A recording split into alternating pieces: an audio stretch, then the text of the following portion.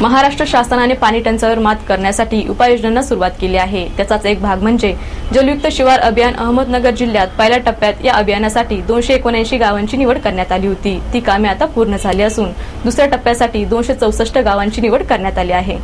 महाराष्ट्र शासनाने पाणी टंचाईवर मात करण्यासाठी उपाययोजनांना सुरुवात केली आहे।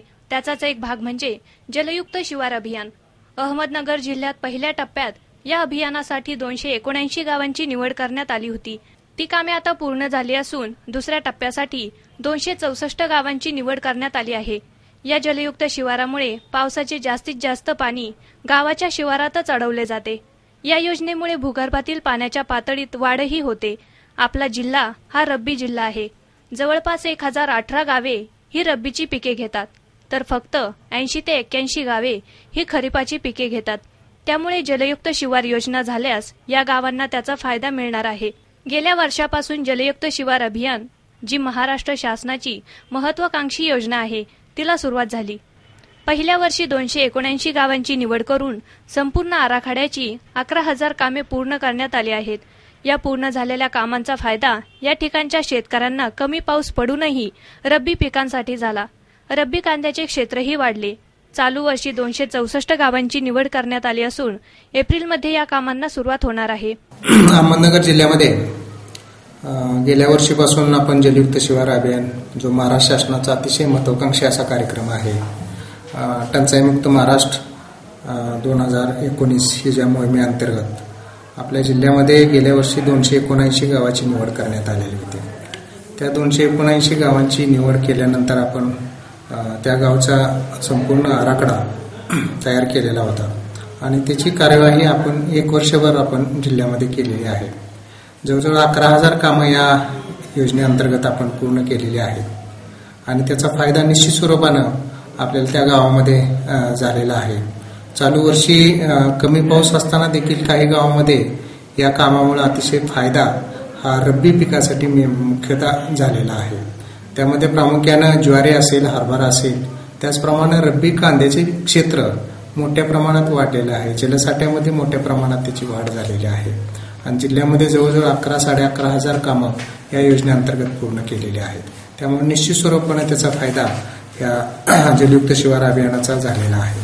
त्याचबरोबर चालू वर्षी देखील आपण 16-17 साठी नवीन गावाची निवड केलेली आहे। जिल्ह्यात जवळजवळ 264 गावांची निवड ही आपल्या जिल्ह्यामध्ये केलेली आहे।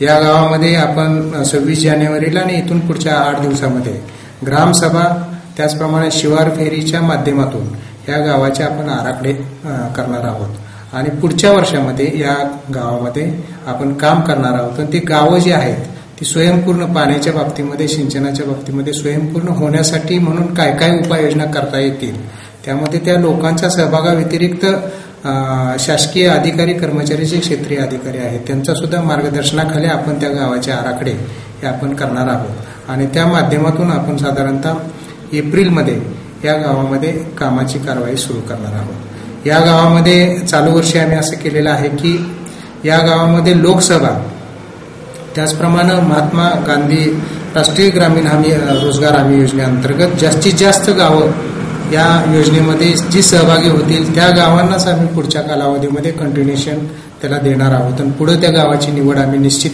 करणार आहोत। किमान 10 लाखाचं काम जरी लोकसहभाग, त्याचप्रमाणे श्रमदानातून त्या ठिकाणी जाणं होणं गरजेचं आहे किंवा MG नरेगा अंतर्गत 10 लाखाचं काम त्या गावानं पुढे होऊन केलं तरच पुढच्या भविष्य काळामध्ये या गावामध्ये आपण जलयुक्त शिवार अभियानांतर्गत कार्यक्रम राबवणार आहोत। अशा प्रकारच्या सूचना या जिल्हा प्रशासनानं सर्व क्षेत्रीय अधिकारी कर्मचाऱ्यांना दिलेल्या आहेत। तसा संदेश आम्ही गाव स्तरावर पोहोचवण्याचा प्रयत्न हा निश्चित स्वरूपानं करणार आहोत आणि याची अंमलबजावणी काटेकोरप्रमाणे होईल अशी दक्षता घेणार आहोत। या योजनेअंतर्गत जो प्रमुख ह्या योजनेचा जो उद्दिष्ट आहे ते उद्दिष्ट आहे की जास्तीत जास्त ओलावा त्या जमिनीमध्ये निर्माण व्हावा। आपल्याला माहिती आहे की आपला जिल्हा हा रब्बीचा जिल्हा आहे आणि रब्बी हंगामामध्ये जी पिकं घेतली जातात ते रब्बी हंगामाची पिकं ही साधारणतः भूगर्भातली पाण्याची पातळी, त्याचप्रमाणे जमिनीतील जो ओलावा आहे या ओलाव्यावर घेतली जातात। आता आपण जिल्ह्याचा विचार केला तर जवळजवळ 18 गावं ही रब्बीची आपल्या जिल्ह्यामध्ये आहेत आणि जवळपास 580-81 गावं फक्त खरीपची गावं आहेत। म्हणजे साधारणतः 1000 गावं आपल्या जिल्ह्यामध्ये हे रब्बीचे आहेत आणि हे रब्बीची पिकं जी येतात ते रब्बीची पिकं हे उर्वरित अंश जो आहे पाण्याचा अंश म्हणजे पावसाळा झाल्यानंतर जे पाण्यामध्ये जमिनीमध्ये जो ओलावा असतो त्या ओलाव्याच्या आधारे या पिकांची उत्पादकता ही वाढते. त्यामुळे हे जो कार्यक्रम आपण करणार आहोत जलयुक्त शिवार अभियानमध्ये जो कार्यक्रम करणार आहे त्याच्यामध्ये जास्तीत जास्त ओलावा जमिनीत निर्माण व्हावा, पुरेसा ओलावा निर्माण व्हावा आणि त्याच्यामध्ये जास्तीत जास्त आपल्याला जे पिकाची रब्बी पिकाची जी उत्पादकता आहे वाढावी यासाठी आपण ह्यामध्ये जास्तीत जास्त लोकांनी सहभाग घ्यावा. याच्यामध्ये जे आपल्या गाव पातळीवर जी जुनी स्ट्रक्चर्स आहेत यापूर्वी झालेले माती नालाबांध असतील, सिमेंट नालाबांध असतील, पाझर तलाव असतील, गाव तलाव असतील, शेततळे असतील, त्याचप्रमाणे नाले असतील, ओढे असतील, त्या ठिकाणी काही ठिकाणी अतिक्रमण झालेले आहेत. या ठिकाणी लोकांनी पुढे येऊन ह्या नालाचं खोलीकरण रुंदीकरण करणे, त्याचप्रमाणे गाळ काढणे आणि हा जो गाळा आहे तो अतिशय चांगला गाळ हे जमिनीवर जर टाकला तर जी सुपीकता जी जमिनीची आहे ती वाढणार आहे, निश्चित स्वरूपानं वाढणार आहे.